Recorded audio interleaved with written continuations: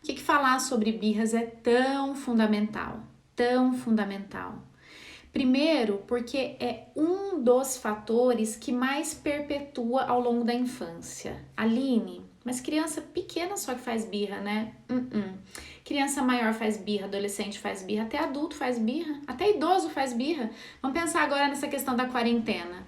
Como é difícil mantê-los em casa, em isolamento, como é difícil dizer não, não pode sair para dar uma volta, não, não pode ir ao mercado ver promoção, né?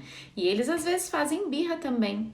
A birra, que é para nós profissionais chamada de desregulação emocional, mas é a mesma coisa.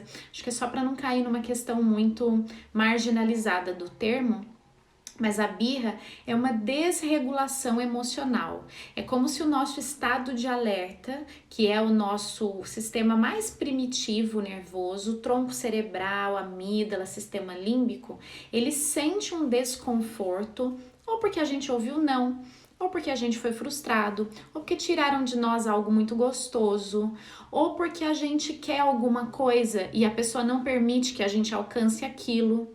Então, diante de qualquer situação de desconforto, a gente é inundado do ponto de vista neuropsicológico por hormônios, por uma sensação e pelas emoções mais primitivas, tais como raiva, tristeza, frustração, e tudo isso inunda dentro de uma área do cérebro que é uma área onde já existe uma alta conectividade desde quando o bebezinho nasce. Acontece que ao longo da vida, a região frontal do nosso cérebro, então o cérebro se desenvolve de trás para frente e do centro para fora. Esse é a curva de desenvolvimento. Ao longo da vida, essas regiões mais inferiores, elas já estão amadurecidas desde sempre, mas aí as superiores começam a ficar mais amadurecidas. E aí ela consegue fazer um balanço, sabe? Poxa, que vontade de fazer uma birra agora. Ah, mas é feio. Ah, mas é chato. Ah, mas não é educado. Ah, mas não é o lugar. Ah, não preciso agir assim. E aí a gente vai fazendo racionalizações, porque quem nunca aqui, conta pra mim aí, mamãe, papai, avó, avô, educador, psicólogo, quem nunca teve vontade de fazer birra? Se a gente tá com o nosso estado emocional, com alguma necessidade básica de sono, de fome, de bem-estar não atendida, a gente fica nessa disputa entre essas emoções mais primitivas e a nossa regulação mais racional. Acontece que a criança tem uma desvantagem muito grande, porque do ponto de vista neurológico, ela ainda tem toda essa rede de funções executivas que fica nessa região, por isso que a gente chama de lobo frontal. Gente, eu tô sendo extremamente simplista porque é o que eu acho que mais é importante. Eu acho que a gente ficar entrando em demasia nesses pontos não é o que vocês querem, porque não é o que vai fazer com que o comportamento de vocês e da criança mude, mas acho importante vocês entenderem o porquê para vocês conseguirem fazer a transformação. Mas acontece que essa região, conforme vai amadurecendo, ela começa a compensar esses rompantes da região mais primitiva. Então não é que ao longo da vida a gente não tem mais essa desregulação, a gente tem, mas a gente consegue dar conta através das nossas estratégias aprendidas ao longo da vida dessas desregulações. E aí o efeito disso é muito mais sociável, ele é muito mais respeitoso, ele é muito mais empático, ele é muito mais tolerável, absorvível, ele conta mais com o outro. A gente pensa assim, puxa, o outro não tem nada a ver que eu dormi mal essa noite, o outro não tem nada a ver que eu tô morrendo de fome, então ao invés de eu depositar no outro, eu consigo racionalizar aquilo e eu consigo me comunicar de uma outra maneira, que é o que eu vou ensinar vocês a ensinarem os seus pequenos hoje. O que os pais fazem? Então a gente já entendeu que criança faz birra, né? Que vai aparecer isso na infância, vai. Cada criança numa intensidade, cada criança numa proporção, cada criança dentro de uma dinâmica muito específica, certo? Mas vai acontecer. E por que que vai acontecer, Aline, na infância isso e os pais, a gente tem que olhar para o que os pais estão fazendo? Afinal, se você está me dizendo que existe uma influência neurobiológica, né, se os aspectos neuropsicológicos eles influenciam, por que que eu tenho que agir de X ou Y maneira? Porque o cérebro é plástico. Todo o nosso amadurecimento e toda a nossa condução do desenvolvimento cerebral é extremamente vulnerável às nossas influências ambientais. Então, dependendo da forma como você que está aí, pai, mãe, reagir diante da birra e dependendo da forma como você estrutura o ambiente que a criança está inserida, ou seja, como você conduz os antecedentes da birra, você muda esse padrão mais cedo, você ensina o seu filho a lidar de uma maneira mais estruturada com as dificuldades que ele está vivendo e com as emoções que são difíceis mesmo de todos lidarem. Quanto mais ferramenta vocês conseguirem usar para construir uma casa, edificar uma casa com mais possibilidades de ensino, mais essa criança vai conseguir entender e adquirir as habilidades necessárias, certo? Então, é esse o nosso foco. Vocês sabiam que nós profissionais definimos a forma como os pais educam os filhos através de um termo chamado estilos parentais? Sim, não dá pra gente classificar as pessoas dentro de caixinhas, mas a ciência escolhe alguns grandes conjuntos de práticas para poder conseguir nomear, instruir. Então, na verdade, é muito mais uma terminologia que facilita o nosso entendimento, tá? Mas não significa que a gente não tenha um pouquinho de cada coisa, não significa que a gente não vai viver momentos da vida do nosso filho onde a gente tá mais numa prática do que em outra. Vou contar para vocês. As nossas práticas parentais significam as formas que a gente escolhe de agir com o nosso filho. Então, se a gente é mais punitivo, se a gente é mais tranquilo, se a gente é mais agressivo, se nós trazemos mais o diálogo, são várias práticas, mas elas não definem o nosso estilo. O que define o nosso estilo é o conjunto dessas práticas e, para além do conjunto das práticas, qual é o clima familiar que a gente adota aquelas práticas. Ou seja, é como se fosse o estilo mesmo, né? O estilo ele engloba as práticas mais a forma que eu aplico as práticas. Veja se fica claro para vocês. Tem pais que trazem muito diálogo e tem pais que também têm muito diálogo, mas cada pai coloca o diálogo de uma forma diferente e usa essa ferramenta para atingir um objetivo diferente. Então, eles podem ter práticas similares, mas eles podem ter estilos parentais diferentes. Vou contar para vocês quais são os estilos parentais. Tem uma psicóloga que em 1966, ou seja, já tem bastante tempo que isso é muito estudado. O nome dela é Diana Bowring. Ela é uma psicóloga americana e ela desenvolveu uma teoria baseada em 3 estilos parentais: o estilo autoritário, o estilo autoritativo e o estilo permissivo. Dentro desses 3 estilos, ainda depois, mais ou menos em 1993, que Martin e Jacobi começaram eles fracionaram o estilo permissivo ainda em 2 estilos. Então, nós temos 4 estilos parentais dentro do que a psicologia comportamental mais estuda como estilos parentais, aos quais a gente pode entender qual é a maior dinâmica de cada um deles.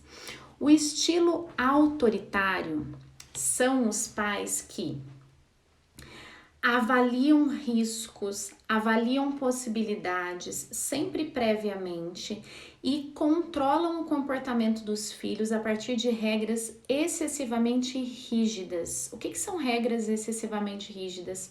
São regras absolutas, são regras que nunca entram em revisão, em discussão, elas não são nunca remodeladas. Então, é um estilo parental onde a maior valorização é pela obediência e a forma de você conquistar isso é através da punição.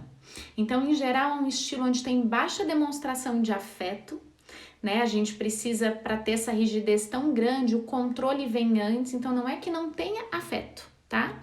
Mas é que a demonstração de afeto ela é diminuída e ela tem uma exigência muito alta.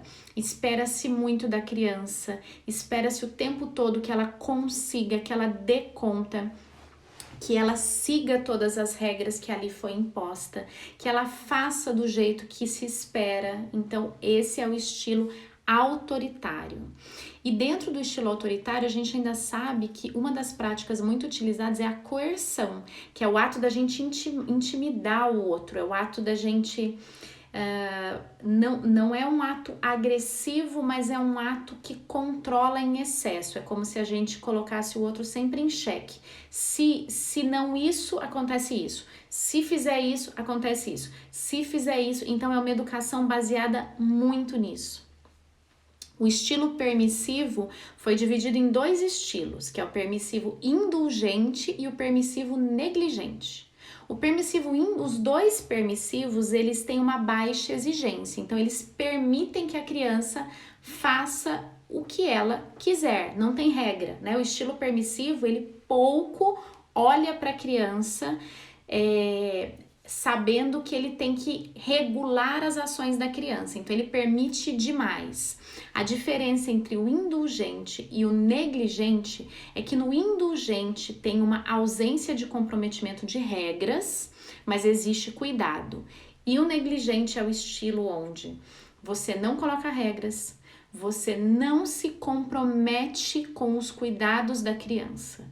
Então esses dois estilos estão dentro do permissivo. E o terceiro, quarto, né, porque a gente teve dois dentro do permissivo, o quarto estilo parental é o estilo autoritativo. Aline, mas autoritativo esse é o nome do estilo. A palavra autoritativo significa que você exerce autoridade. E é um estilo caracterizado por pais que orientam o comportamento do filho de uma maneira racional, ou seja, eles não usam só o afeto para nortear as escolhas, então é uma maneira racional de olhar para aquilo. Eles incentivam o diálogo. A opinião da criança pode ser considerada, mas o adulto não deixa de ter o papel e a autoridade do adulto. Então isso é muito importante, eu quis trazer para vocês essa definição de estilos parentais, porque eu sei que existem outras, mas essa definição para mim é a que mais se aproxima da realidade. Agora, Aline, puxa vida, e quando eu percebo que eu tô usando um estilo parental que eu não gostaria de usar, e mais do que isso, eu percebo que eu acho que eu nunca vou mudar. Eu grito com meu filho, eu sou muito agressiva, eu sou muito permissiva. Gente, tirem isso da cabecinha de vocês. Qualquer estado de comportamento é passível de modificação. Basta que a gente queira, que a gente se empenhe para que aquilo aconteça.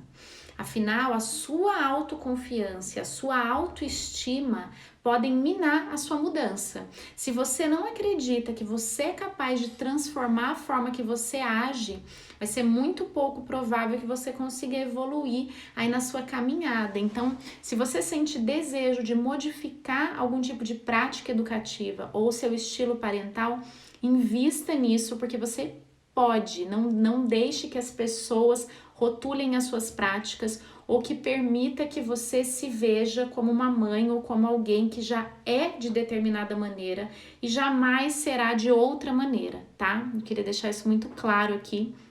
Os estilos parentais são ilustrativos e para nos motivarem, tá? Não é para a gente ficar se localizando dentro de um deles e desanimar, muito pelo contrário, tá? Quando as crianças fazem birra, elas estão dizendo que está difícil o quê? Quando as crianças fazem birra, elas estão escolhendo um tipo de comunicação muito desregulada. Então a gente precisa ensinar as crianças que fazem birra a se comunicar melhor. Vamos entender quais são os 3 tipos de comunicação que a gente pode ensinar para os nossos filhos. Através dos nossos comportamentos, da interação com eles e através do que a gente espera deles.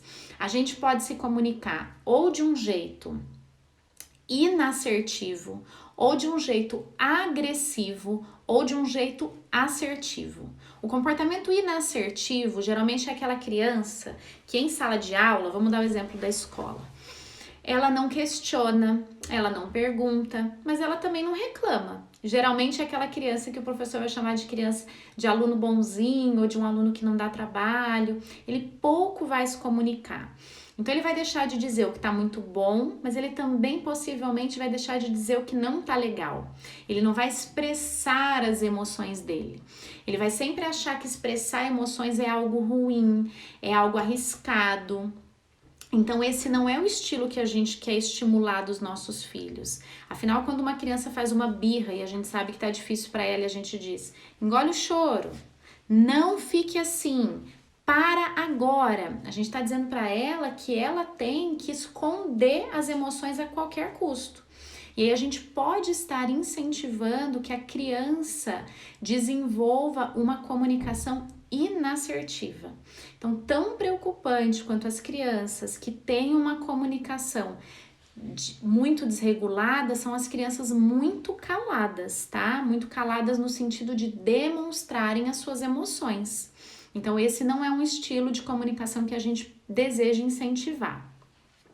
Um outro estilo de comunicação, ainda antes do melhor estilo, que é o assertivo, eu vou contar o porquê e dizer por que nesse a gente pode dizer com clareza porque que ele é melhor, mas o outro estilo é a comunicação agressiva, que é quando a criança, porque a gente está dando esse exemplo, mas a comunicação é para todos nós, é quando a criança, ela expõe o que ela sente sem se preocupar com o outro, ela tá preocupada com ela.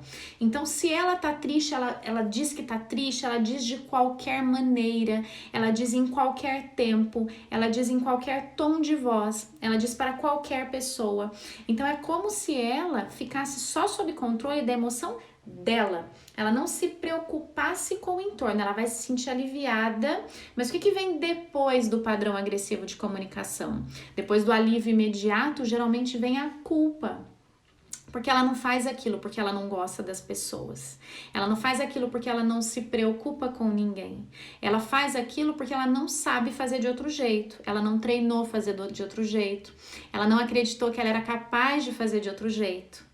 Então é muito importante a gente entender que todos os estilos de prática parental que a gente escolhe hoje, todos os estilos de práticas educativas vão interferir enquanto o nosso filho vai perceber que ele pode ser alguém capaz de se expressar, que pode fazer isso de uma forma educada, que pode fazer isso de uma forma empática com o outro e com ele mesmo, que é a comunicação assertiva.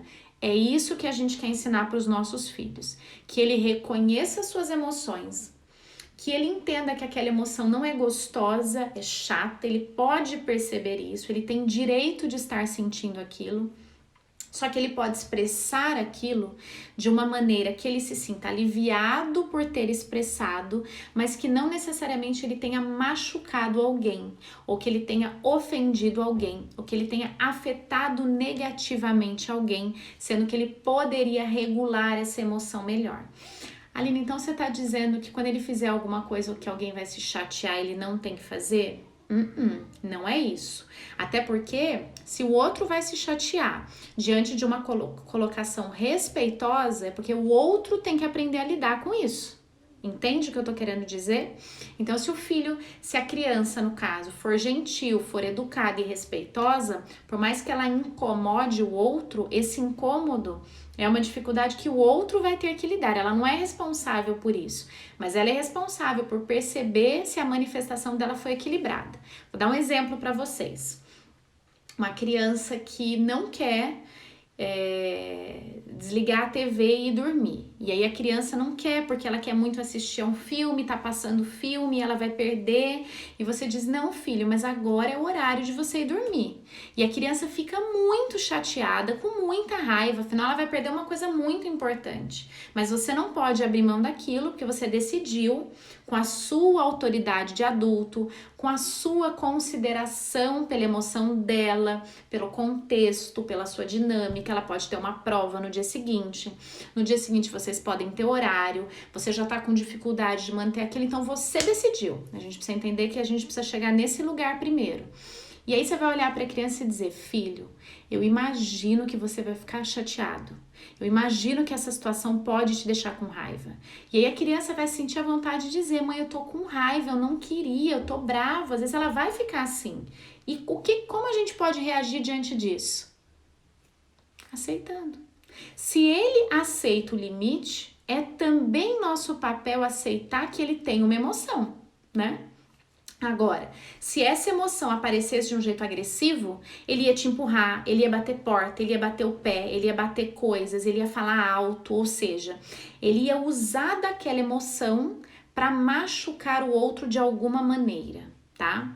Então, esse é o nosso objetivo. Incentivar os nossos filhos e ensiná-los por meio de estratégias a como reagir de maneira assertiva, a como lidar com limites e a como expressar as suas emoções, desconstruindo as birras. Vamos então às práticas? Vamos lá. Primeiro passo: não ceda. Aline, como assim? Pessoal, diante da birra, escutem com o coraçãozinho aberto, porque geralmente quando eu falo sobre ceder, as pessoas dizem assim pra mim, Aline, eu não cedo. Quando eu falo ceder, eu não tô nem falando sobre aquela condição consciente da gente dizer assim, poxa, você tá chorando que quer um brinquedo, eu vou lá e te dou um brinquedo. Não é isso não. Mas o que acontece é que, diante de uma reação de desregulação emocional da criança, a gente tende a olhar para a criança e aquilo é tão desconfortável para nós que somos mães, para os pais também. Por quê? Desde que o bebezinho nasce, a gente está muito acostumado a atender a demanda dele. Ele chora, a gente amamenta, a gente troca a fraldinha, a gente dá o banho, a gente aquece, a gente protege.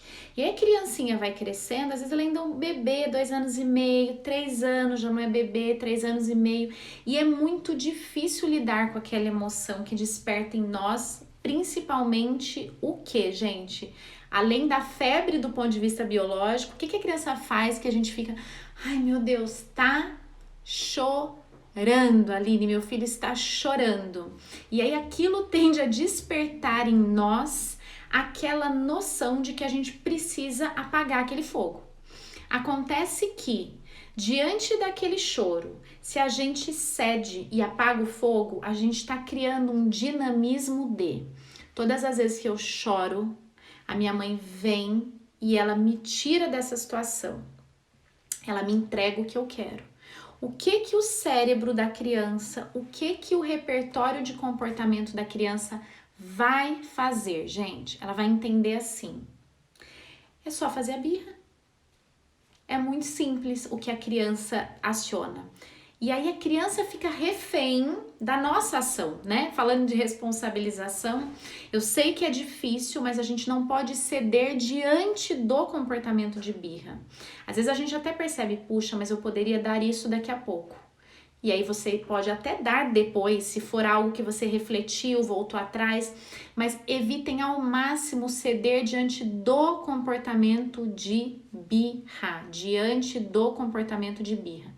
Aline, mas eu faço o que para não ceder? Ignoro meu filho? Não, seu filho não é a birra. Você ignora a birra. É muito diferente você não ceder à birra. Você tá não cedendo aquele movimento, aquele comportamento em si. A gente não pode definir alguém em cima de um comportamento. Então, não ceder diante de um comportamento que a gente não quer que fique prolongado. Aline, mas toda criança não vai fazer birra?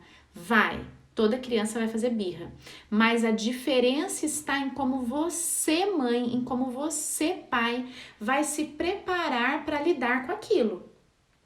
Porque ao passo que quanto mais ele vai repetir o comportamento e vai fortalecer que aquilo tem uma função, a chance desse comportamento se fortalecer ao longo dos anos, e aí ele vai mudando de padrão. A criança vai entendendo que quando ela faz você se sentir refém da situação, ela ganha o que ela deseja. E aí ela vai se comportando assim em várias e várias relações, tá? Segunda estratégia para vocês hoje já saírem daqui com várias práticas. A ideia não é punir o comportamento de birra. Ameaças, punições em seguida, o comportamento de birra a gente vai desconstruir, a gente vai fazer com que ele perca aquela função, mas a gente não vai punir, ameaçar, castigar. Por quê? Porque quando a gente faz isso, primeiro que a gente está escolhendo uma prática educativa coercitiva, a criança vai ficar com medo. Talvez ela até pare de fazer a birra, sabe? Isso que é tão difícil a gente entender. Ela até para, mas ela não aprendeu nada no lugar. Ela aprendeu que ela tem que parar, senão acontece alguma coisa. Mas olha só, a criança, ela não aprende nada no lugar quando a gente pune um comportamento. A criança, muito pelo contrário, ela entende que aquilo ali tem que deixar de existir, mas aí fica um vazio, ela não sabe exatamente o que ela tem que fazer. Então esqueçam punição, gente. Punição não tem a ver com educação, tem a ver só com controle, tá? Qual que é o terceiro passo? Não foque a sua atenção na birra em si. Por quê? A criança tá chorando, irritada, gritando, às vezes ofendendo, às vezes empurrando. Tem criança pequena que empurra, que segura a mãe, ela fica fazendo coisas físicas. Por mais que você não ceda, se você der excesso de atenção naquele momento, a criança também vai entender o seguinte: quando ela está desregulada emocionalmente, ela já tem um reforço que a gente não consegue tirar dela na hora, que é, o nome desse reforço é reforço negativo. Quando a gente está muito estressado, ansioso, irritado, e a gente tem alguma atitude que alivia aquela irritação, isso já é reforçador. O grito, ele tem esse tipo de reforço. Por isso que é um movimento tão difícil de nós, mães, pais, pararmos de agir assim. Porque quando a gente grita, a gente se alivia.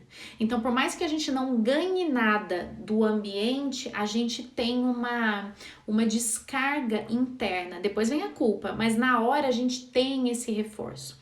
Então, diante da birra da criança, se além do alívio dela de colocar para fora, não gosto de você, não quero você, não vou sair daqui, a gente ainda dar uma atenção especial. O que é dar uma atenção especial, gente? A criança está no meio da birra, a gente agacha e fala assim: filho, eu sei que você queria, mas agora não é hora, porque a gente vai para casa, o papai tá lá, a gente vai comer um bolo, a gente vai fazer uma lasanha, a gente vai pegar o cachorro, a gente vai brincar. Não! Por que a gente não faz isso? Porque ela vai entender, o cérebro, gente, ele vai se condicionando, ela vai entender que diante da desregulação, além dela se sentir aliviada, ela vai chegar e entender que aquele momento é um momento de grande atenção. Então, como ela não sabe ainda como agir e aquele movimento de se desregular também alivia, a gente acrescenta ainda mais um reforço, que é conversar com a criança bem naquele momento.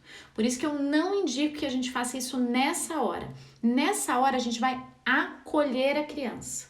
Como é que a gente acolhe a criança? Primeiro, fisicamente. Filho, eu tô aqui. A gente não perdeu o carinho por ele, a gente tá próximo, a gente tá presente. Se ele quiser vir no nosso colo, ele pode. Você pode dizer: filho, você quer meu colo? Você pode, pegar ele no colo. Você pode ficar perto dele. Mas você também pode dizer para ele: filho, você quer ir pro quarto? Você quer se acalmar? Ou você, se a criança for muito pequenininha, você pode distraí-la nesse momento. Levar ela para alguma abaixo de 4 anos, o ideal é que você distraia ela. Por quê, Aline? Porque a gente só quer que aquela emoção negativa do não, de tirar o que ela não pode mexer, que é perigoso, de não poder deixar ela ficar em algum lugar. A gente quer que aquela emoção diminua um pouquinho, diminua um pouquinho. E por que a gente quer que aquela emoção diminua um pouquinho? Para a gente poder se conectar, essa é a próxima dica. Se conecte com a criança antes de ensinar o próximo passo. Então, quando a gente não tá ali para ensinar nada, a gente só tá ali para dizer: eu sei que é chato mesmo, filho. E apoiar a criança que aquilo é chato, a tendência da criança não é lutar contra nós, é falar: puxa, tá chato mesmo, minha mãe tá aqui. Não tem ninguém contra mim. Aline, mas ele continua bravo. Calma, é um processo. A gente também precisa entender que todas essas ferramentas, elas precisam de perseverança, elas precisam serem repetidas, tá? Então a gente deu esse tempo para a criança, a gente esperou a criança se acalmar e aí sim a gente vai se aproximar da criança e vai conectar com a criança antes de qualquer tipo de explicação. Uma das coisas que eu escuto bastante: Aline, eu sou sozinha. Meu marido ou minha esposa, ele não acredita nesse tipo de educação e eu me sinto só, porque só eu pratico isso na minha casa. Ou eu sou mãe solteira, ou eu sou pai solteiro, eu não tenho uma companheira e eu não sei como fazer isso só. Pessoal, é difícil? É, mas não sintam que vocês têm que substituir mais alguém. Foquem no papel de vocês.